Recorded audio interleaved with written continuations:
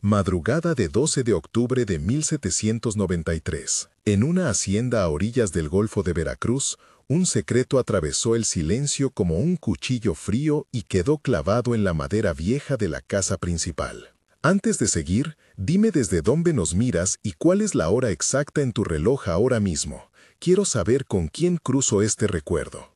En el aire salado que venía del estuario, mezclado con olor a caña fermentada y aceite de lámpara, se oían ranas en la troje y el crujir lejano de un carromato. La tierra olía a lodo fresco, la madera del petate estaba húmeda y el rebozo de la señora olía a agua de colonia y sudor, una extraña combinación que anunciaba que algo imposible había ocurrido. Fue un parto, un juramento y una decisión sellada en la penumbra. La señora tuvo trillizos en una sola noche, y no todos los ojos estaban dispuestos a admitir la verdad. Si deseas saber cómo ese acontecimiento alteró estirpes, riquezas y conciencias, quédate hasta el final porque lo que vas a escuchar cambiará la manera en que miras el honor y la sangre. No olvides suscribirte y activar la campanita. Esto apenas comienza. La madrugada mostró signos de prisa y miedo. La partera Isabel, de manos ásperas y cospequeña, había llegado con el petate húmedo y la canela de su aliento era un intento por calmar el pánico. El mayordomo Mateo abrió la puerta con las uñas llenas de tierra, respirando a diésel de vela y ceniza. En la casa principal se distinguía la figura de doña Rafaela, la mujer de linaje, con un rebozo blanco cubriéndole la cabeza y los ojos como dos monedas viejas a punto de quebrarse. Tenía la piel clara de quien muestra linaje, pero un hilo de angustia la atravesaba como una costura rota. Sus manos, siempre delicadas en los guantes, ahora estaban manchadas y temblorosas. La escena olía a sudor, a pólvora de incienso, a aceite de lámpara teñido de sal y a leche caliente. En el cuarto, en la cama, había 3 llantos superpuestos, cada uno distinto, pero unido por una sangre que nadie se atrevía a nombrar. ¿Cómo reconciliar honor y vida cuando la honra de una casa dependía de un nombre reconocido y la piedad pedía ocultar lo que la moral oficial no aceptaba? La noche del nacimiento fue también la noche de la orden. Don Fermín de la Cruz, el dueño mayor de la hacienda y protector del linaje, llegó con la voz quebrada por la furia reprimida y la preocupación por su reputación. Su paso resonó sobre las losas con autoridad y miedo a la vez. Ordenó que uno de los recién nacidos fuera entregado a un esclavo para que desapareciera en la zona de Trojes, y que sobre ello corriera un silencio impuesto. La orden fue pronunciada como un decreto que pesaba más que la vida. Mateo dudó, la partera gimió, doña Rafaela cerró los ojos y una lágrima recorrió su mejilla clara como si fuera la última verdad que podía ofrecer. En la cocina, la esclava Mariana recibió la carga como quien recibe un calor insoportable, con manos temblorosas, con olor a barro y frijol negro, con la certeza de que ocultar un alma podía significar arriesgar muchas vidas. La decisión de salvar o abandonar, de proteger la estirpe o de respetar la vida, quedó suspendida en un aliento colectivo. La primera escena del incidente ocurrió en la alcoba principal. Diálogo extendido, voces que discuten, miradas que miden consecuencias y actos minuciosos. Doña Rafaela dijo, con voz baja y quebrada, «No podemos permitir que esto manche nuestro nombre. 3 ya son demasiados para explicar sin un padre de estirpe». Don Fermín replicó, «Mi honor está en juego. Si se sabe que vinieron de un esclavo, la ciudad no nos aceptará». Mateo murmuró, «Don, puedo encargarme. Hay caminos y padrón que se pueden alterar». La partera Isabel negó con la cabeza. «No es mi papel decidir quién vive, solo puedo decir que los 3 respiraban». Mariana, con la cabeza cubierta y los ojos desesperados, suplicó, «Si me dejan, yo los salvaré. No puedo verlos en la troje». Don Fermín, colérico y tembloroso, respondió, «Si haces esto, perderás lo poco que tienes, pero si no, perderás más que eso». Doña Rafaela, entre sollozos, murmuró, «Haremos lo correcto para la casa». Y sin más ceremonias, se decidió una modalidad de abandono que en los papeles quedaría como una simple nota. La habitación olía a alcohol, a madera envejecida, a paños húmedos, a tierra, a leche y a miedo.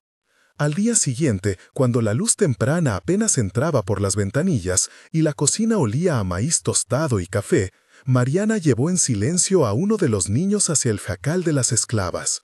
Sus manos olían a tierra húmeda, su ropa tenía restos de jugo de caña y su corazón latía como tambores. Le puso un petate nuevo, una manta vieja y un rebozo que había pertenecido a la madre. El niño dormía con respiración irregular y un olor a vértigo infantil que hizo recordar a la partera cada entrega de vida que había presenciado. Mariana habló en voz baja. «Creo que puedo criarlo como propio. Le pondré el nombre de Mateo por el mayordomo que me dio 11 monedas una vez».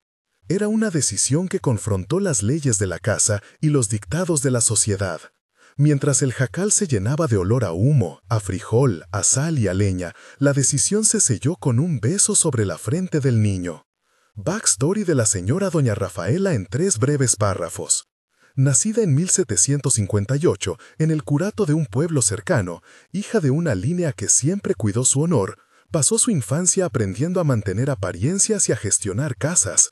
Su tutor fue el párroco que le enseñó a recitar oraciones y a mantener la fachada. Desde joven, su estirpe le fue impuesta como destino, un patrimonio que debía preservarse a toda costa. A los 19 años, se casó con don Fermín por alianza de familias, no por amor. La vida en la hacienda le dio poder moderado, una posición que le obligó a decidir entre la rigidez social y los impulsos humanos que ella sentía en secreto.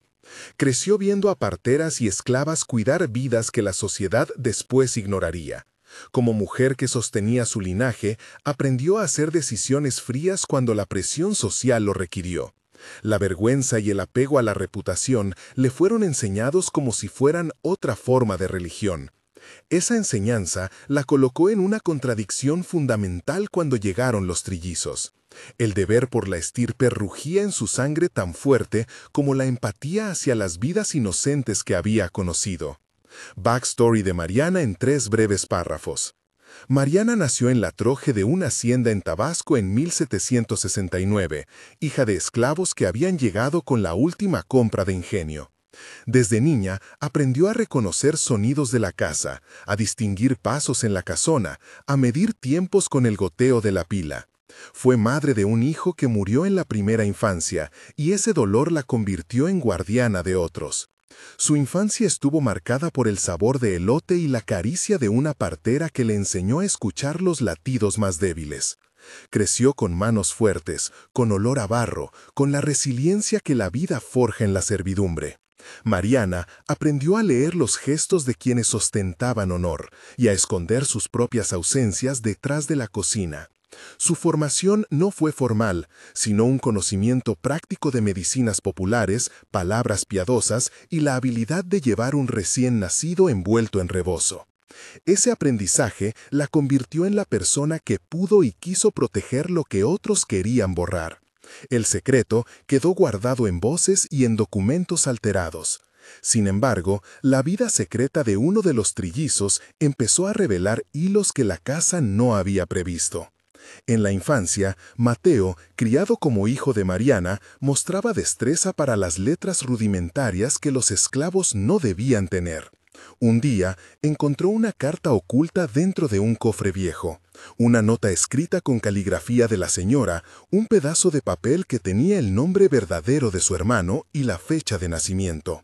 La carta, mal doblada y con olor a tinta vieja y café, decía que uno de los hijos sería enviado al padrón de un pueblo lejano y que otro debía pasar por hijo legítimo.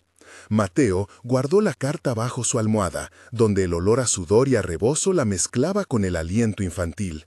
La curiosidad infantil lo llevó a preguntar y a escuchar conversaciones a escondidas. En el patio, los esclavos murmuraban nombres. En la cocina, la partera hablaba con el mayordomo sobre decisiones que olían a pólvora. Las sospechas comenzaron a crecer como hongos en paredes húmedas.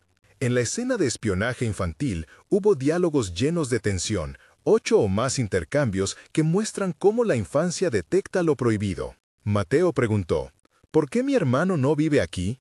Mariana respondió, no todos los hijos pueden quedarse. A veces, la casa manda. Mateo replicó con inocencia feroz, ¿quién manda? ¿Qué es la casa? Mariana vaciló.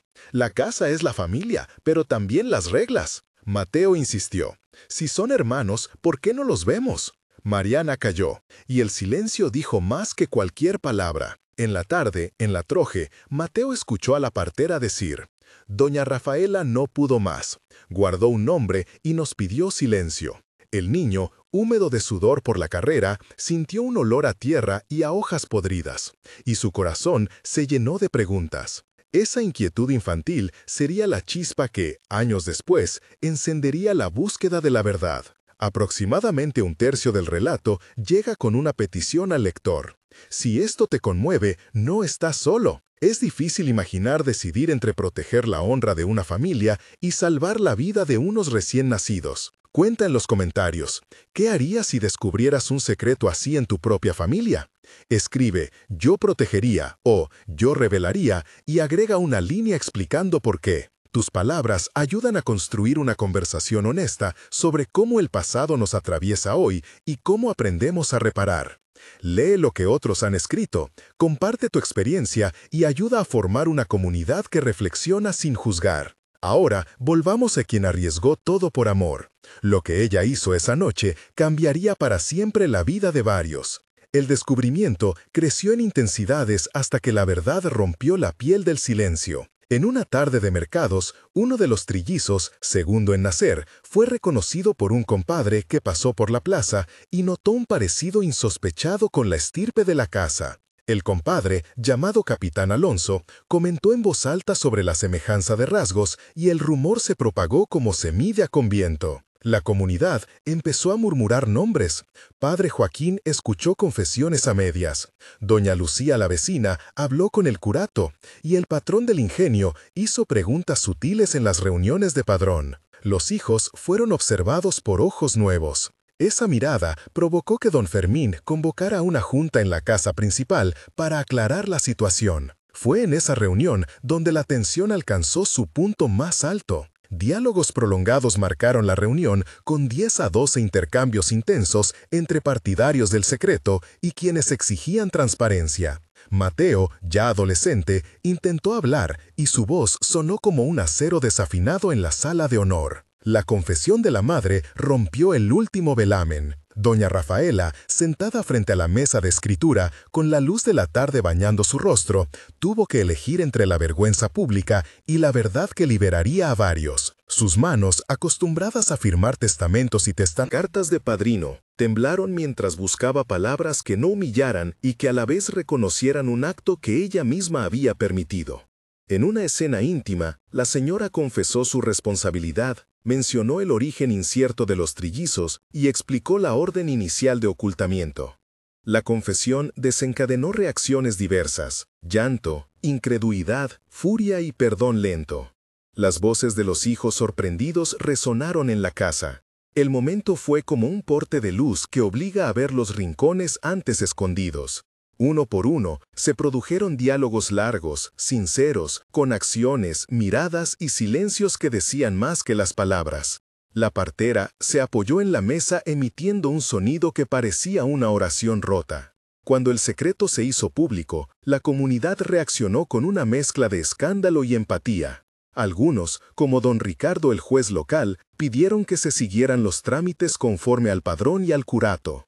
Otros, como doña Lucía y el párroco, ofrecieron contención y una reflexión sobre la misericordia. Se convocó una sesión pública en el curato para tratar el caso, donde la gente se amontonó, con olor a sudor, a barro, a guisos, a incienso y a cera derretida. En ese acto público, hubo un enfrentamiento claro entre la ley del linaje y la vida humana. El pueblo discutía si la honra de la estirpe debía prevalecer sobre la inocencia. Hubo amenazas de expulsión, llamados a la justicia y también voces que pedían caridad. Entre aquellos que intervinieron estaban Padre Joaquín, don Ricardo, Capitán Alonso, doña Lucía, Javier el escribano, Teresa la tejedora y Esteban el herrero. A cada uno se le escuchó con claridad y su acción dejó marca. En la fase de juicio y protocolo se aplicó un procedimiento que debe explicarse con precisión. El curato exigió una diligencia formal, se solicitó testimonio de la partera y del mayordomo, se revisaron actas de bautizo faltantes y se compararon patrones de padrón. Un perito local examinó las actas notariales y redactó un informe que detallaba inconsistencias en registros y la posible alteración de sellos. Las firmas fueron cotejadas, se pidieron 2 testigos extra y se abrió un expediente que pasó por el escribano para su oficialización ante la jurisdicción del pueblo. El proceso incluyó un informe escrito de 320 caracteres que describía la cadena de custodia de los documentos y las posibles motivaciones detrás de las omisiones con recomendaciones de reparación social. La presión pública obligó a don Fermín a ofrecer una respuesta que mezcló orgullo y cálculo. Prometió reparar con bienes y libertad a quienes fueran afectados. Esa promesa, sin embargo, fue percibida por muchos como un acto calculado para calmar la ira del pueblo. En una escena de confrontación con palabras filosas y angustia contenida, se produjo un diálogo tenso con la figura de poder. Doña Rafaela fue el centro moral de ese ajuste. En público, ella declaró que había sido su responsabilidad y pidió perdón por el daño causado. La gente, dividida, respondió con abucheos, llantos y unas manos tendidas. Entre los diálogos prolongados, la redención se implementó como un acto público. Se registraron documentos de libertad, se pagaron deudas antiguas y se estipularon acuerdos para la manutención de los afectados. Varios personajes secundarios tomaron acciones concretas. Padre Joaquín ofició una misa de absolución parcial. Capitán Alonso facilitó un pasaje para un pariente exiliado. Javier, el escribano, formalizó diplomas. Teresa, la tejedora, organizó colectas. Esteban, el herrero, ayudó a fortalecer puertas de las casas que recibieron a los afectados. La transformación no fue instantánea, pero hubo actos públicos que mostraron un cambio. Don Fermín vendió parte de sus tierras de la zafra para sufragar la compra de libertad de 3 personas. Ordenó la liberación de un esclavo que había cuidado de uno de los chicos. Otorgó testamentos que incluían dinero para la educación y firmó cartas de libertad. La casa principal tuvo una jornada de limpieza simbólica donde se demolieron tablas de la troje que habían servido para ocultar documentos. Se abrió una pequeña escuela en una sala que antes se usaba para guardar trojes, y doña Rafaela financió la compra de libros. El mayordomo Mateo, cuya vida había estado marcada por la obediencia, se convirtió en padrino formal de uno de los niños y pasó a ser testigo firme de la nueva realidad. Estas concesiones, aunque tardías, produjeron una sensación de reparación parcial. Se compensó con tierras y con escritura, con actos y con símbolos. Sin embargo, la redención exigió consecuencias reales. Se designó una comisión compuesta por Padre Joaquín, don Ricardo y 3 vecinos para supervisar la ejecución de los acuerdos. Se registraron testamentos que garantizaban la libertad de quienes habían sido ocultados y se consignó una suma para la manutención de los 3 niños hasta su mayoría de edad. A cambio, la comunidad exigió que doña Rafaela participara en actos de reparación pública, que incluyeron la apertura de acceso a documentos y la participación en rituales de perdón en la iglesia. La vida de la hacienda cambió, jornales se ajustaron, las rotaciones en el ingenio fueron revisadas, el padrón se limpió de irregularidades. Algunas decisiones fueron drásticas: venta de ganado, límites de tierras modificados y la creación de una pequeña escuela financiada por la casa. Los momentos de máxima tensión se sucedieron en 3 episodios que merecen descripción amplia. El primero ocurrió la noche en que se supo que uno de los trillizos había sido vendido sin aviso, y la angustia llevó a un enfrentamiento físico entre Mateo y un capataz. En 2 párrafos de 560 caracteres, mostramos el conflicto interno y la memoria de la esclavitud. Mateo recordó la mano de su madre, la mirada que decía arriesgar la vida, y la voz de la señora ordenando silencio. El segundo momento, en 560 caracteres, incluye la declaración pública de doña Rafaela en la plaza, donde la vergüenza y el arrepentimiento se mezclaron, y la multitud tuvo que decidir entre linchar una reputación o aceptar la reparación. El tercero, en 560 caracteres, sucede cuando un testigo clave desaparece y la investigación se complica, obligando a personajes a decidir entre lealtades antiguas y justicia emergente. Cada momento mostró conflicto interno, memoria de opresión y decisión final. Aún habiendo acuerdos, la historia dejó secuelas. Uno de los hijos, marcado por la pobreza y la identidad ambigua, optó por marcharse a la ciudad, buscando reconstruir su linaje por fuera del apellido impuesto. Otro, en cambio, permaneció y recibió educación, terminando por dirigir la pequeña escuela que la casa había financiado. El tercero abrazó la labor en el ingenio con una convicción distinta, pidiendo mejores condiciones para quienes trabajaban. La vida de la hacienda no volvió a ser la misma. El discurso público cambió. Las conversaciones en las plazas incluyeron palabras como libertades y justicia, y el curato ajustó sus prácticas de padrín. La comunidad aprendió que la honra no puede ser antecedente de vida y que la reparación pública es una forma de memoria. Epílogo un mes después. Un mes tras la confesión, la casa todavía olía a pintura fresca y a tabla nueva. La escuela improvisada tenía 6 niños y el maestro era un ex esclavo alfabetizado por la casa. Doña Rafaela visitó en silencio y dejó una canasta con libros y pan, temblando mientras hablaba con la partera. El vecindario discutía si la reparación era suficiente. Mariana seguía cuidando de Mateo con la misma devoción, pero su rostro mostraba noches sin dormir y manos que contaban historias en la piel. La sociedad juzgaba con murmullos que olían a café rancio, pero ya había quien defendiera la elección de la vida sobre el honor. Se inscribieron formalmente actas de libertad que empezaron a circular como papeles que abrían puertas. La comunidad se dividía entre quienes aceptaban el cambio y quienes lo encontraban incómodo para la paz de siempre. Epílogo 3 meses después. 3 meses más tarde, los documentos de libertad estaban registrados y la escuela tenía ahora un pequeño padrón. El niño que quedó como maestro infantil organizó una lista de lecturas con historias que hablaban de dignidad y trabajo digno. Don Fermín había pagado la mayor parte de la suma prometida y se había recluido en sus oficinas a revisar cuentas con olor a tinta y papel húmedo. El pueblo empezó a usar la palabra reparación en plazas y tiendas y el curato ofició una misa por la reconciliación. Algunos vecinos, como Teresa la tejedora, anunciaron actividades comunitarias para celebrar la vida. La casa se abrió parcialmente al pueblo, con días de mercado en su patio. La tensión seguía latente, pero las acciones formales mostraban un camino de transformación, lento pero persistente. Epílogo 6 meses después. A los 6 meses, la transformación tenía ya huellas más claras. La escuela había recogido a 20 niños y un calendario de labores. Las cuentas de la casa mostraban la venta de una parcela dedicada a la zafra para pagar manutención. Uno de los trillizos había recibido un padrón formal que reconocía su apellido. Otro había decidido tomar el oficio de herrero y el tercero se había marchado a la ciudad en busca de nuevas oportunidades. Mariana recibió reconocimiento formal como cuidadora y el mayordomo Mateo fue nombrado capataz con salario justo. La comunidad había conseguido reformas en jornadas laborales y un pequeño fondo común para emergencias. Aunque no todo se había resuelto, las consecuencias habían creado oportunidades tangibles. Documentos de libertad, plazas de escuela, tierras con escrituras limpias y una narrativa comunitaria que valoraba la vida por encima de la supuesta limpieza de sangre. La memoria del secreto quedó como advertencia y como enseñanza sobre la dignidad humana. En el cierre la reflexión se impone. Este relato muestra cómo la honra y el linaje pueden entrar en conflicto con la piedad y la compasión. En el nombre de la limpieza de sangre, muchas decisiones han justificado heridas. Hoy nos pregunta la historia, ¿cuántas injusticias actuales se sostienen por tradiciones que priorizan apariencia sobre vida?